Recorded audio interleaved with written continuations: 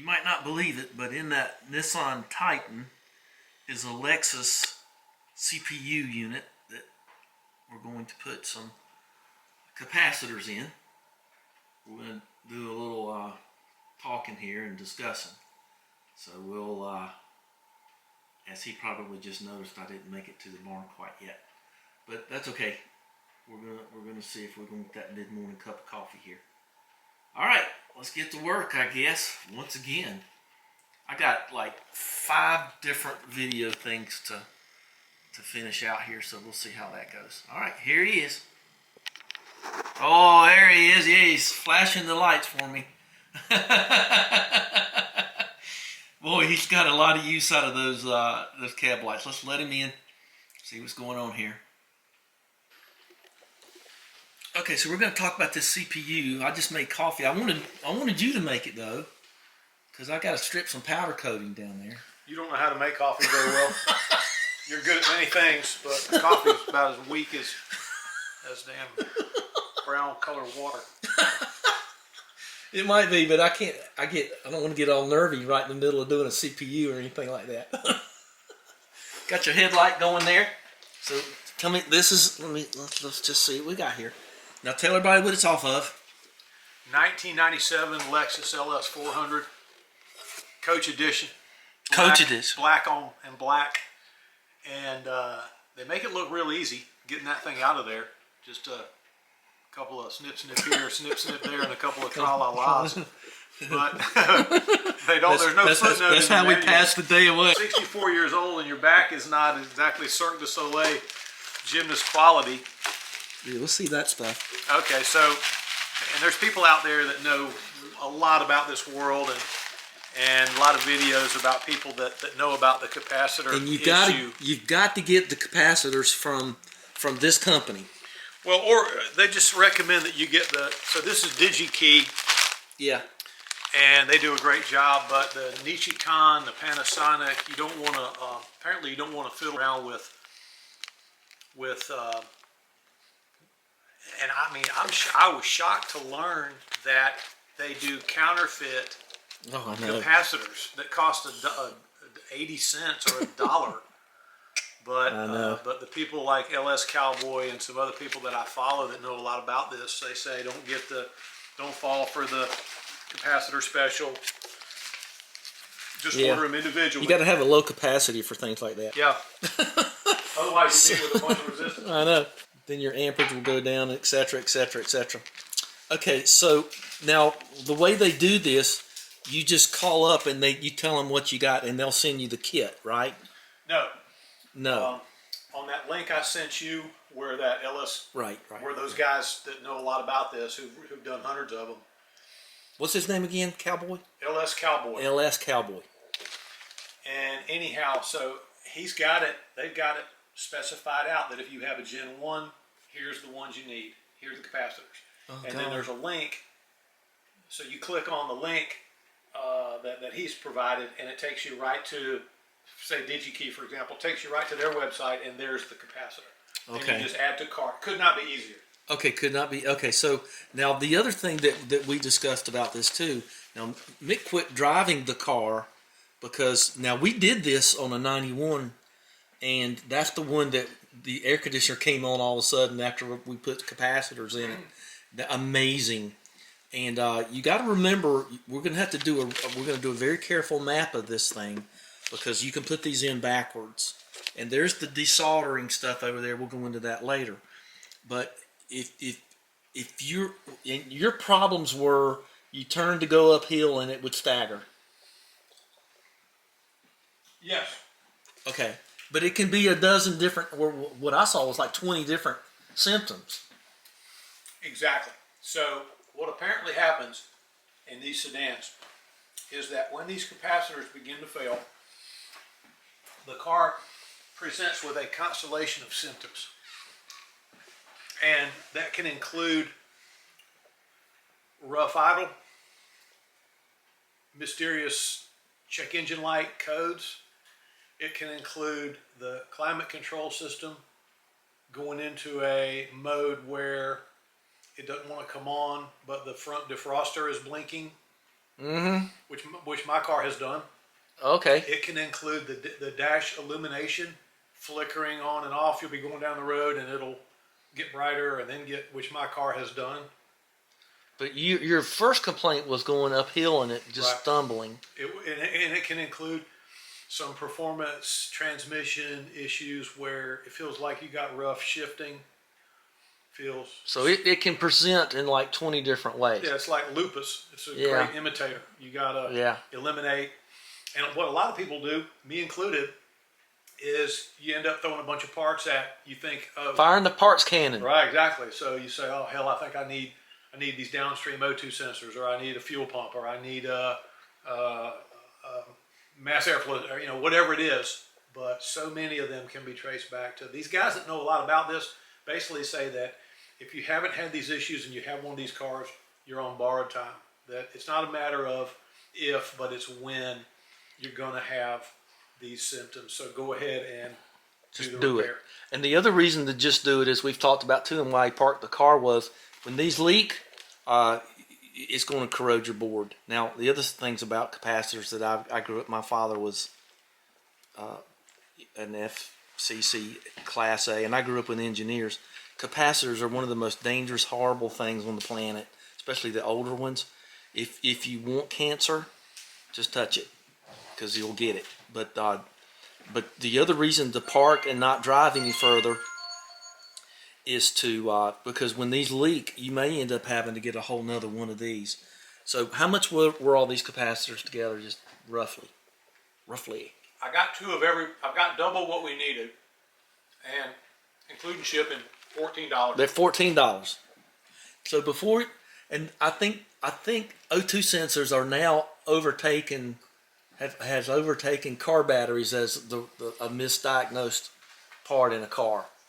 Batteries, the car batteries are number one.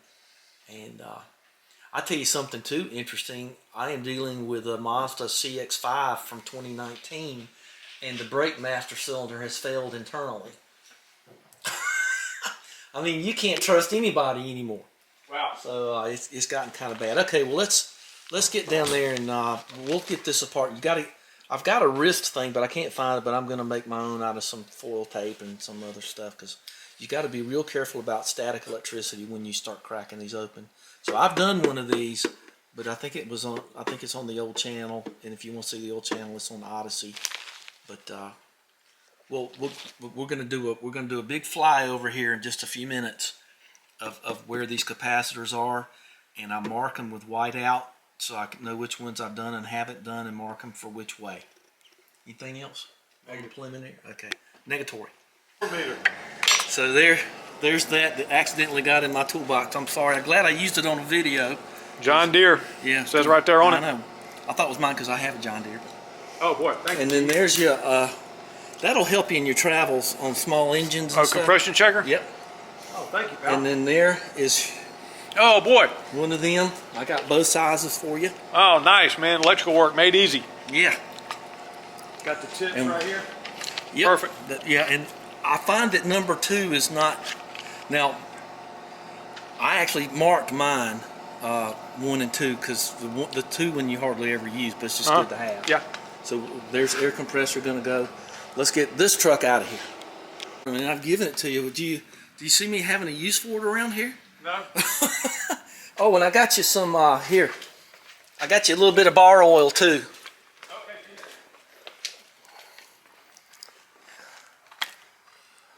Y'all have fun with this. Yeah, you got what, a little steel about 2/3 that size. MS250. That looks like a. They come with 20-inch bars, or I guess 18. I don't know what that one is. I don't know either. Nice though, man. They're nice saws. Yeah, I just I Got the compression release. Yeah, there's your yeah. I didn't check you out on it. You don't need checking out. So Yeah, I've been watching videos on these things. oh, good. And then these unlike steels, this choke actually works, and you don't have to leave it on all the time. You don't have to. This thing just works. So there you go. These are apparently about the best of the. So you got your commercial use every day, all day, out in the woods, and then right underneath that, the top line, what they might call homeowner grade. That looks like a 20-inch bar. Yeah, I don't know. I don't have any tape measures on me. That's all right. Always throw those down on the concrete this way. This is where it's all going to happen This right is where here? it all's going to happen. Now, this was the pull-down door for the attic. And I put it on wheels.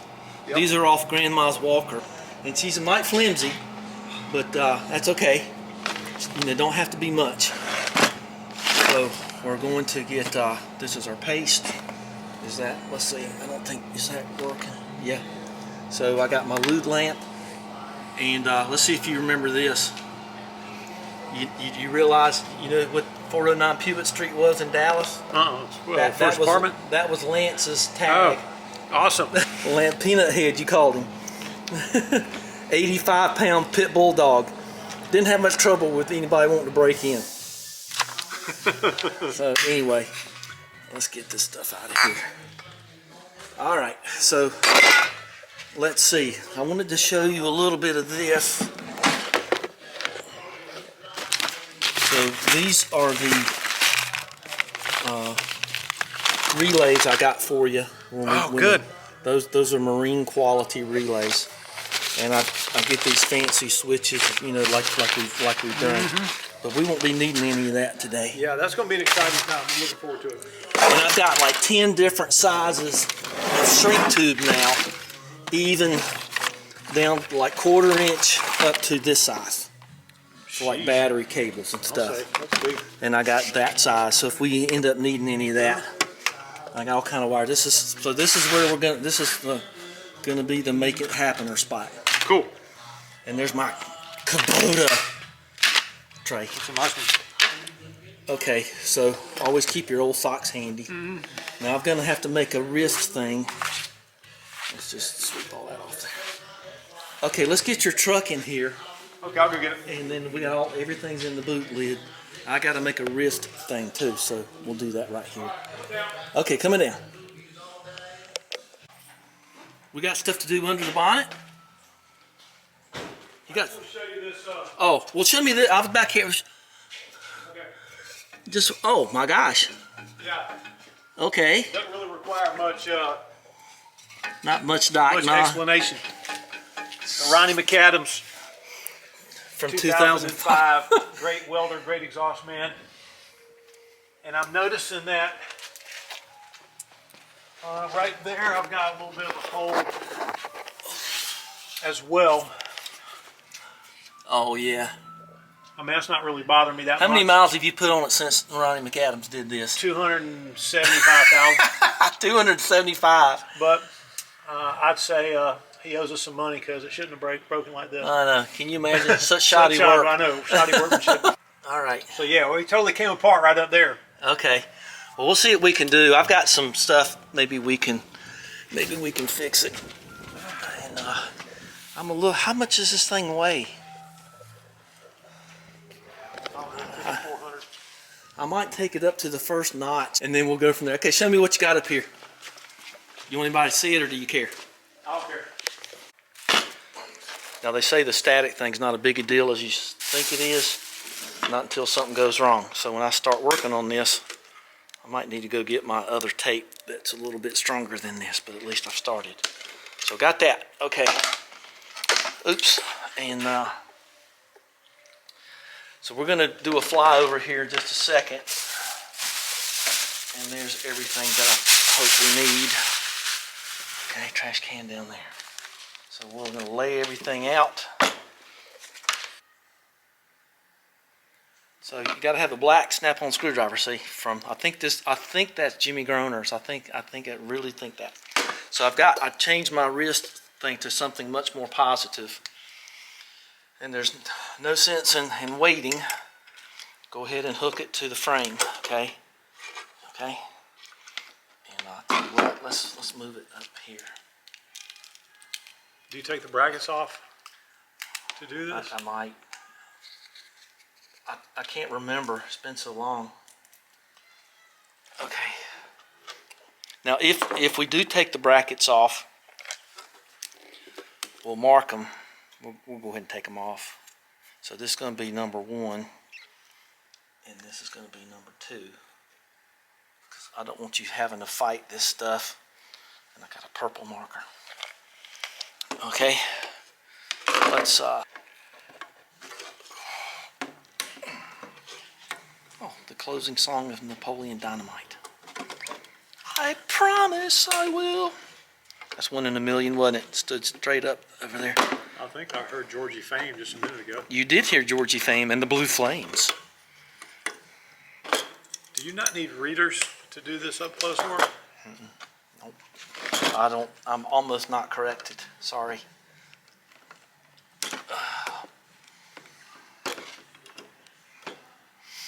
This isn't up close work to me. I remember OB, we were talking about when we turned 40 about how it was starting to get a little blurry, and you remember going, you bastard. If I've had 4 or 5 belts of scotch and I'm really tired, I have a little trouble focusing. Okay, so now I just really want to keep doing that.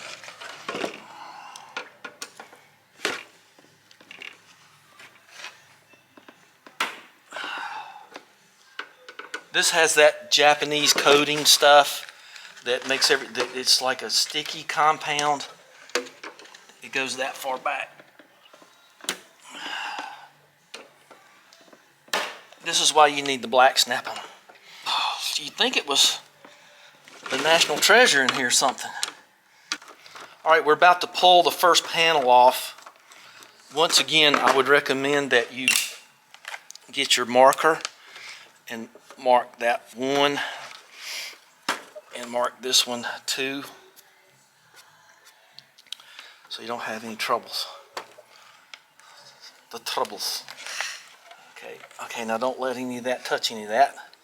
Now, let's put this over here. We'll put it on the stove. Okay.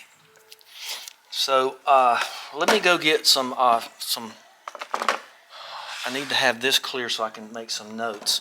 A lot of times I'll paint this white so I can put notes on it again. A lot of people do that. It's nothing new. And then you take this side off.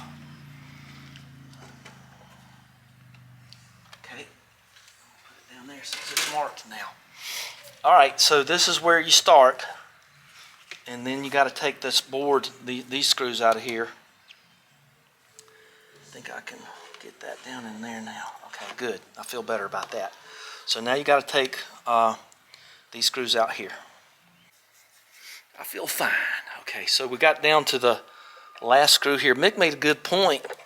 Does magnetism matter on these screws? I don't think that it does. If anybody knows anything about that, let me know. Got a nice place to call us before we put it all back together again. Okay, now these things have like a ribbon between them, as I remember. Make sure all the screws are out, and she'll... Okay. Yeah, you see those ribbons right there? Oh, yeah. So, I'm going to keep that thing on there if it kills me, because nobody's going to say you did it wrong. Now, don't use metal tools on this unless you have to. It's the resin in the circuit boards that gets sticky.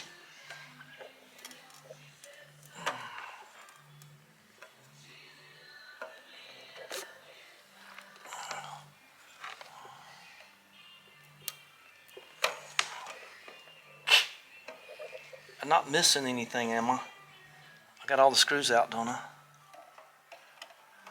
It looks like it's just hung up right. Let's see if we can see from the other side what's over there. Oh, on the side, Chief, would there be any? I don't think so, but Yeah. no. No, that's a good call though. Okay, let's take a look in there. See, there you go.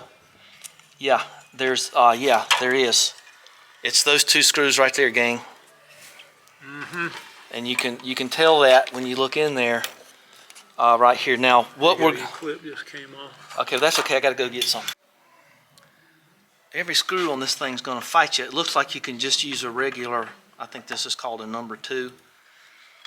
And then scoot back over here. Okay.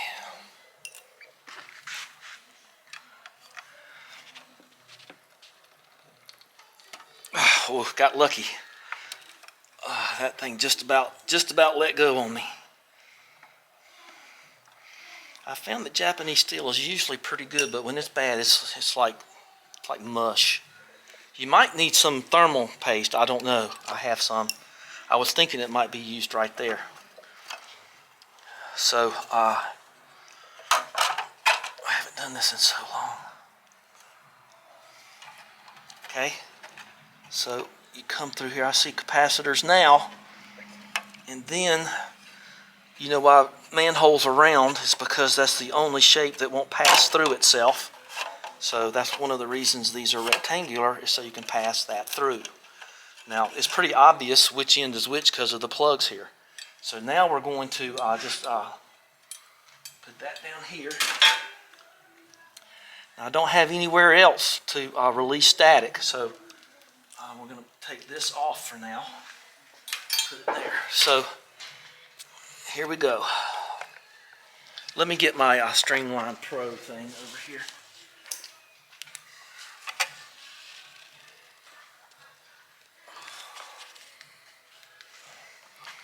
Okay, gang. So you can tell your capacitors, there are none on this board. It would be a different type. That looks a little burnt right there, but that could be just natural. Now here's a capacitor, there's a capacitor. All God's children you got 6. You got those 2 right there. And so now we're going to get the camera and we're going to mark real careful. We'll use your flashlight. You're in charge of lighting. Check. Okay. So you can see the band right there facing us, and the band right there facing us, and the band. Everything's facing toward this plug right here. So that's what we got. Now, some people have capacitor checkers. Now this is a capacitor checker. Now let me tell you now that a lot of times you'll take these out and they'll check good. I do a lot of woodworking. That's why everything's got dust on it. So I don't see anything leaking anywhere. But you can check these and they'll check good. But it's a matter of sign form. It's a matter of waveform. And when you change capacitors, the waveform smooths out like on an oscilloscope, and that's what you're going for here. Okay, look at all this processing. It's interesting, isn't it? Yes. So your whole car, all your performance issues could be these things right here. Those 6 things right there. So we're going to take them off one at a time, and we're going to match them up here. It's getting a little windy, isn't it? It always does that right when you're trying to do something. Just when I'm relaxed. Okay, so let's turn this on. Now, that thing's been troublesome, but it comes on. You don't want to go whole hog on this sucker, okay? And you always want to check the base there. This thing gets hot real quick. This is a really nice, not a sponsor thing, but you don't want to go big doings on this. I don't know that little switch on. You can smell it heating up. Yeah, it's heating. Yeah, you can see it cleaning off. And I don't like the wet sponge idea. I'd rather have the brass Brillo pad, and it does fine. So we're going to turn this down a little bit more and just kind of get it to melt. So here's we're going to use this paste because that one's been used already. And so we're going to do them one at a time. I don't think we're going to need white out. There's not enough of them to worry about. Okay, so now you can see on this side, it's those 2 connections right there. You make like a little tent. It's these 2 connections right here. Now I can't do all this here. You want to hold camera just kind of for fun? It's okay. You can. So you can tell where that's oxidized, and you can just lose that and just throw it in the can over there. Okay, and then you just pull this stuff. Oh, the camera's over in your hand, right? So we want to double check, and I tell you what we're going to do. We're going to get my marker and mark these as we go. So there's that. So it's that one and that one. I would recommend that you do that. Okay, lemon squeeze. Okay, so here we go, gang. We're going to try to pull the solder out of these things.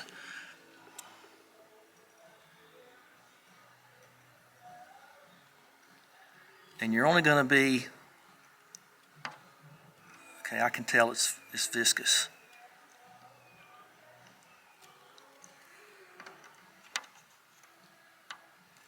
I'm getting a little bit up in there. Let's turn it up a little bit more. You don't want to keep heat on this for a real long time.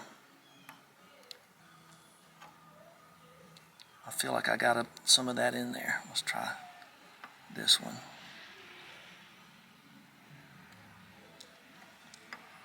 And you can see there's some solder up in there now. So what we're going to do now is, I've got a little bit of the solder out of it. There's not that much there to deal with. And if you keep your stick clean, you will find that it will take some of that too. So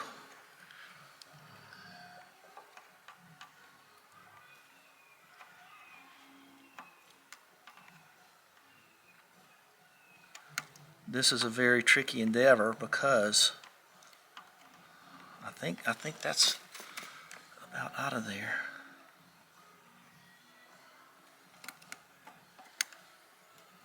Okay. Now we're facing, let's double check they're all facing the same. Okay. I'll try not to burn you.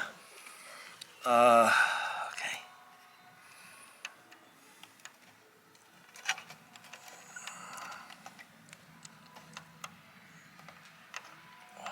I'm pulling a bunch of solder out just doing it that way.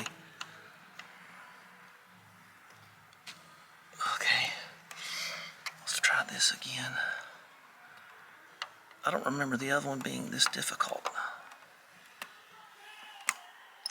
So I'm tempted to try something else, but I'm not quite that tempted yet.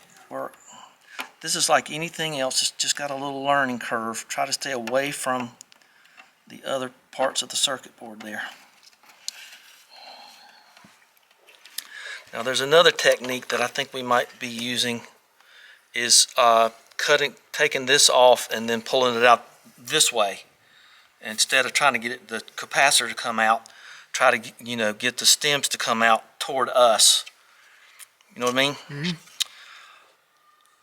Okay, I got that one. All but got it.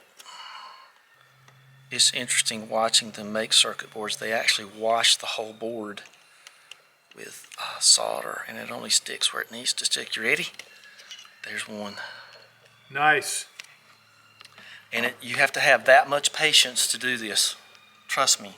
Now, I'll tell you a little, let's keep going with a little trick. Come over here with the camera. Come over where my finger is. Just get your red ruby or whatever you got, a little bit on your pinky, and just rub it right there. And that's for future use. Just get a little resin on that.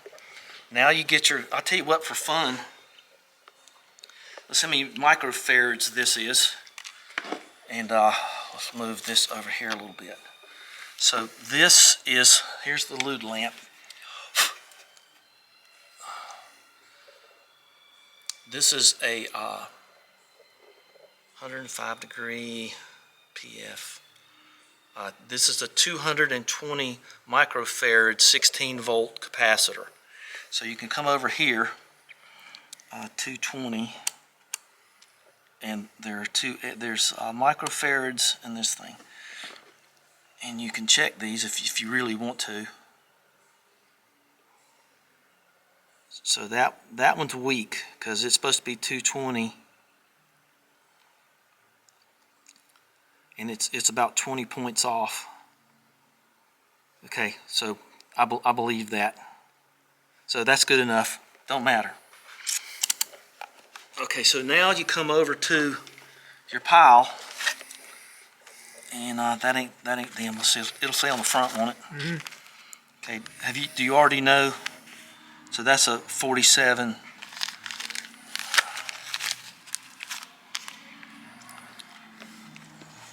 So 220, 16 volt. Okay. Well, that's I think you got them. So let me see. Okay. So 220. There you go. 16 volt radial. That's it. This is a 150 volt. So there, that goes here, that goes there. So now don't be concerned that it's a different size. That happens. So there's your 220 16 volt, and you'll see the UF. There are two different symbols, so don't get confused. Okay, so this is the one we're looking for here. So we'll put that there. Now, a lot of components, like a man who has Zener diodes and all that other stuff, there's a positive and a negative, and so you've got to put these in correctly. And the way I like to do it is I'll put it through there, and then I'll trim these off later. So let's go back. Now you'll find, now okay, now this is what we're going to do here. Don't have anybody too close by, but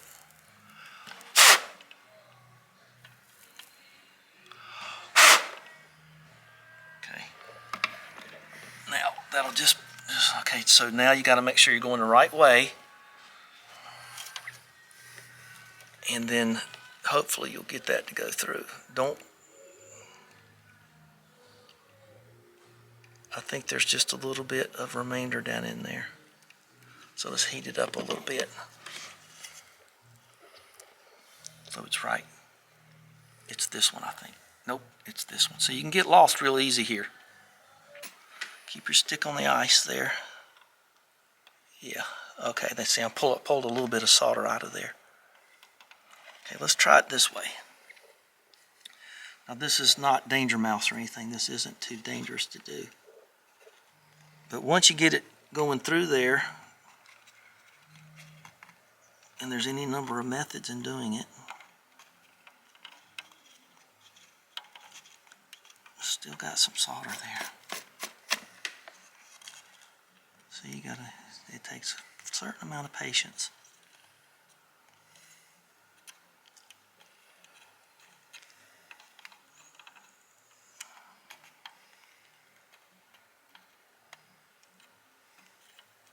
So you can heat up if you're gentle about it. Well, it doesn't want to go, does it? It's just stubborn. That's the way it goes. Welcome to this world, gang. Okay, make sure you're going the right way. I'm starting to think that the diameters are different. I was thinking that. Don't look like it. Okay.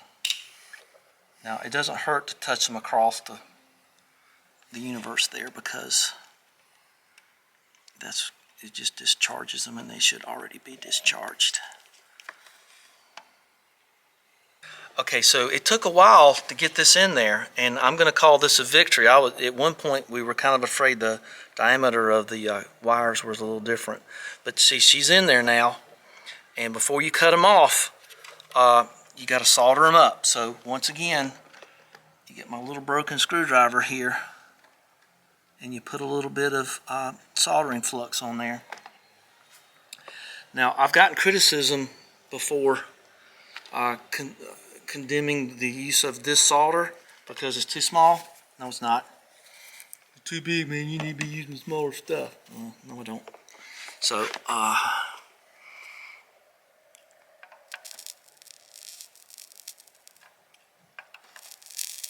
okay, see that? Pretty good there. Can you actually, is it focusing on that? Yeah, trying to. There you go. That's all you got to do. I don't know if it's set on macro, but okay, so that takes care of that. And then you don't let that go in your eyeballs, and try to retrieve those little bits and get rid of them so they won't get in here and short circuit something. Okay, one down. That's not bad. I'll take that. It's not as close as the other ones, but that's okay. So now let's mark this one.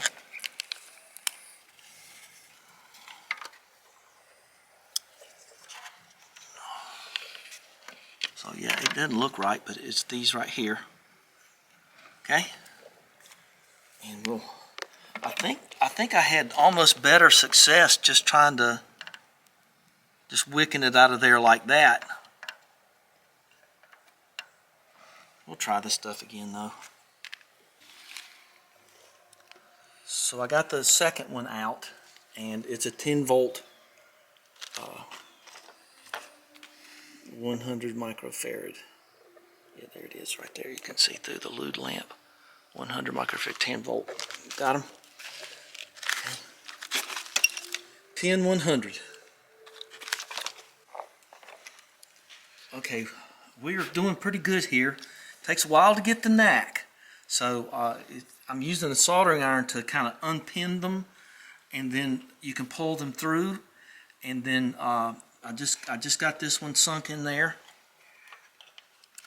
and we're moving along. So the key to this one is there's a 10 volt 100 microfarad, and that has been replaced, at least in our case, with a 50 volt 100 microfarad. And they say that's acceptable. So we're going to solder this in. We'll move along.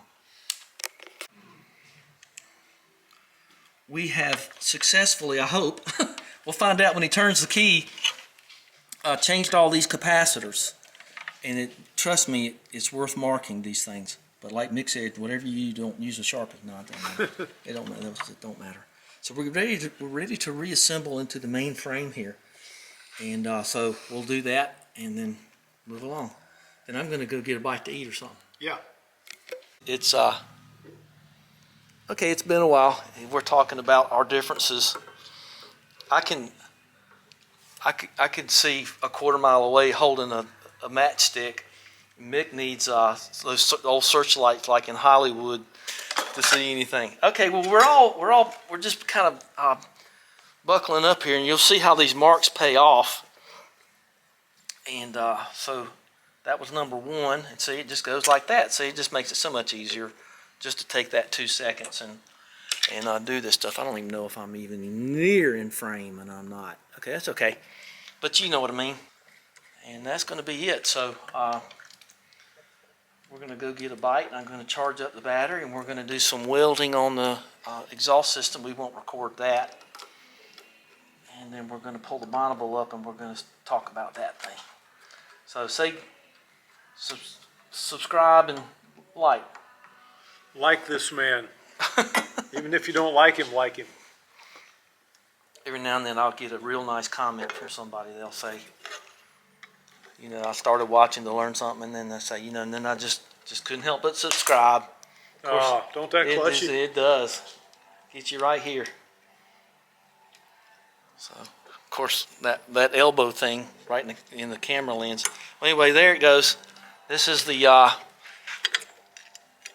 last one that goes in there, and you gotta have the black snap on. I bet you this screwdriver is 55 or 60 years. I don't know when they did black handle. I can just barely reach snap on it anymore. There it says it right there. And the tip has never failed in all that time. Now you can't get a year or two out of them. Okay, thanks everybody. Like, subscribe, and we'll get a real-time call from Mick, won't we? Yes. When we turn the key and never run again, but maybe we'll get lucky.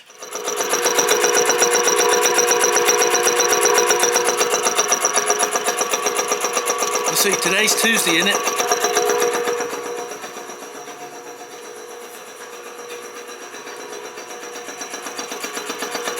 So bad. It's already at 20 pounds.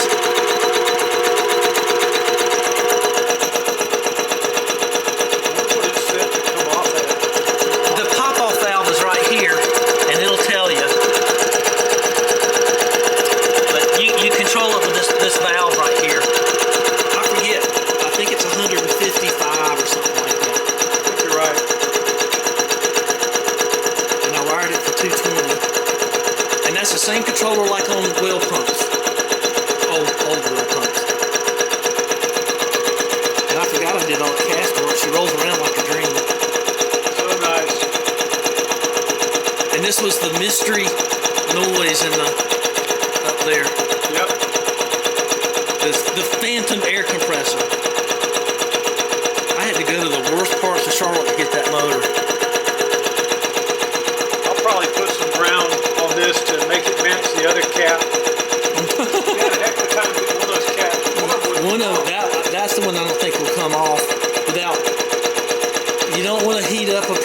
us, but I got one off. That's all I needed to get the crud out of it. You can hook up air right here too, on either end, I think. Okay, well there he goes. And the end of a great day. We fixed the exhaust system. Gonna get the report on that ECU and all that stuff. So got them green lights back there. I don't think you can get green lights anymore. I think you told me that. All right. Well, let's see. The battery's about gone. 5, 4, 3,